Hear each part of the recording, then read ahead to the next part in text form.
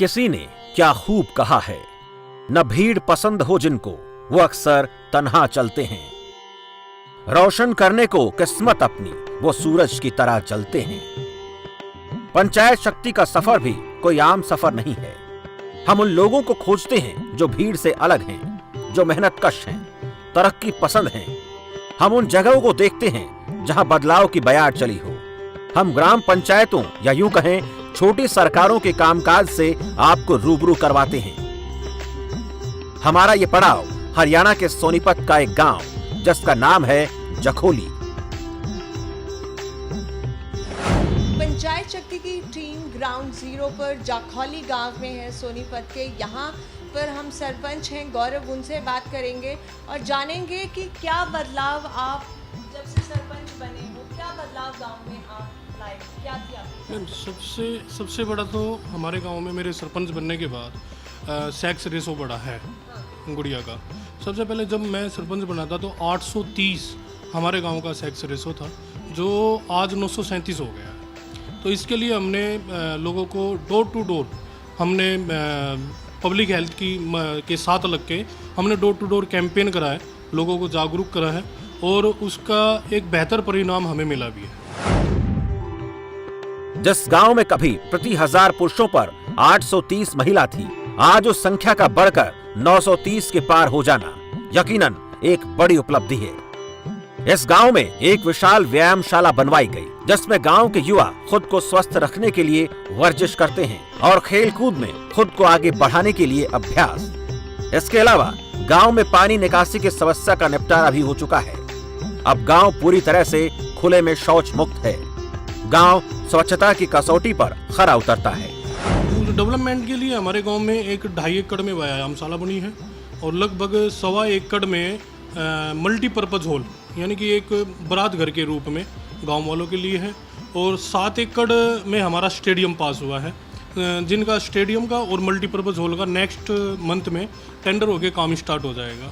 उससे अलग ODF जो भारत सरकार द्वारा चली थी, ODF हमारा गांव पूर्ण रूप से हो गया है और उसमें सहयोग के लिए हमने सुलभ शौचालय भी बनाए हैं। प्लस जितने भी गांव के सामुदायिक स्थान हैं, चौपाल्स हैं, सब में हमने शौचालय बनाए हैं ताकि ODF को हम पूर्ण रूप से कामयाब कर सकें।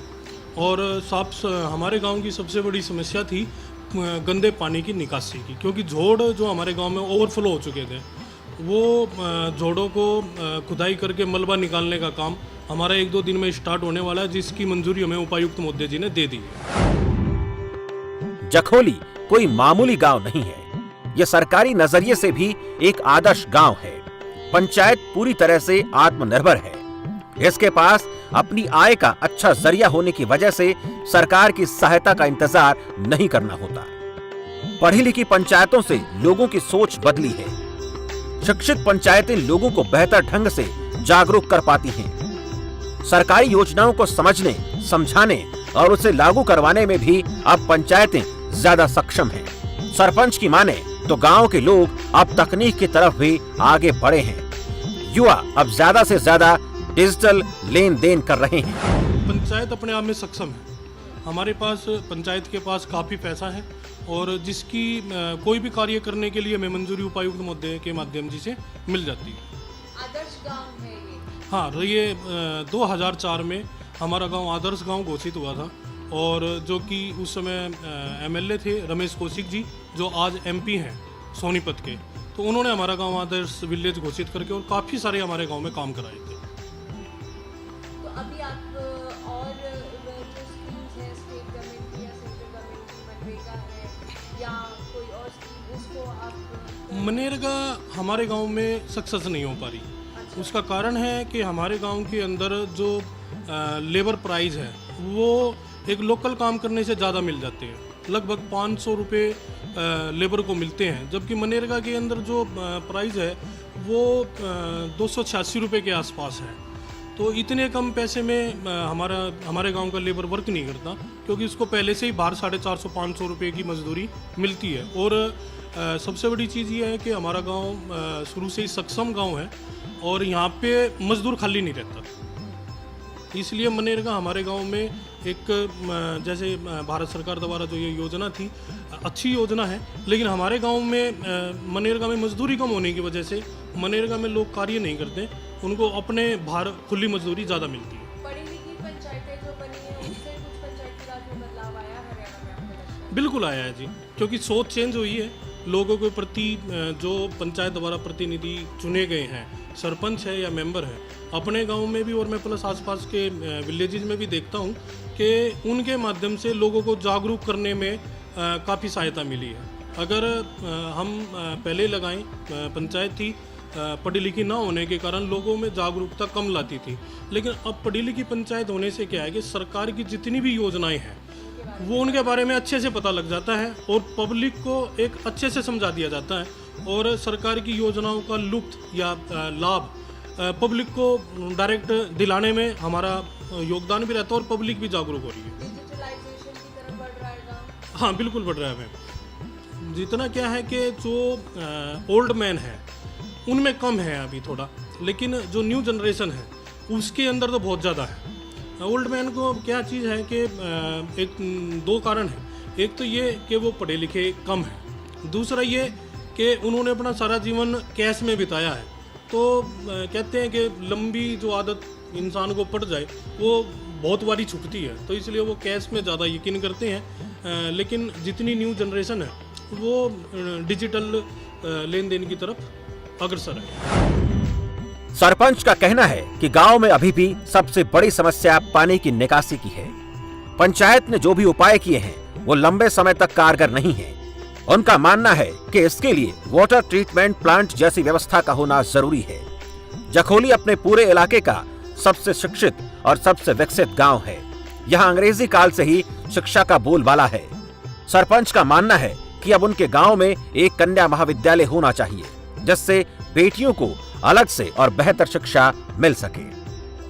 हमने अपने गांव के लिए, एक तो मैंने पहले भी बताया था कि हमारे गांव में सबसे बड़ी प्रॉब्लम है गंदे पानी की निकासी।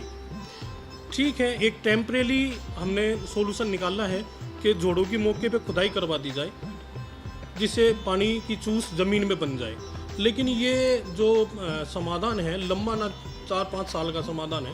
तो इसका एक परमानेंट समाधान करने के लिए हमने सरकार से अपील करी थी कि हमारे गांव में सीवर व्यवस्था की जाए, जिससे कि सारे गांव का गंदा पानी हम गांव से दूर, हमने एक नया तालाब बनाया है लगभग 5.5 एकड़ का, हम उसमें पहुंचा सके ताकि गांव के आसपास गंदा पानी ना रहे।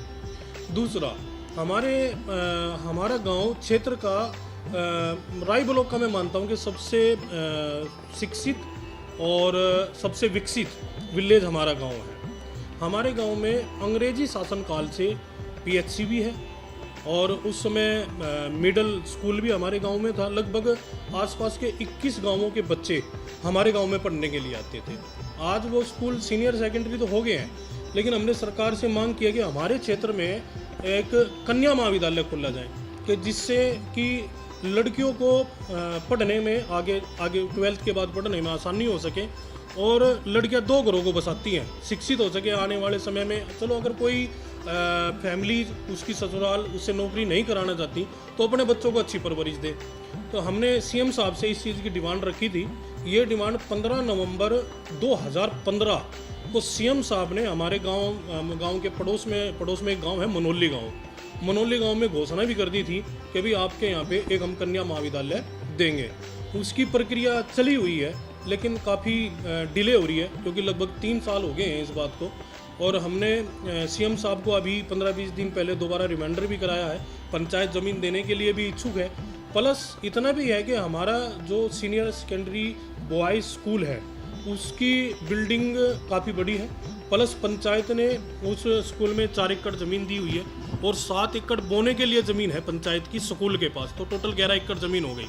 हमने सरकार को ये भी प्रपोजल दिया है कि बॉयज़ स्कूल को गर्ल्स स्कूल में बदल दिया जाए और गर्ल्स स्कूल की बिल्डिंग बॉयज़ स्कूल में भेज के और गर्ल्स स्कूल के साथ ही एक कन्या महाविद्यालय का निर्माण किया जाए कि जिससे आसपास के क्षेत्र के लड़कियां भी शिक्षा ग्रहण कर सकें। जब कोई गांव इस कदर तरक्की की राह पर चल रहा हो तब ये यकीन होने लगता है कि शायद अब वो दिन दूर नहीं जब हमारा देश बापू के सपनों का भारत बन जाएगा।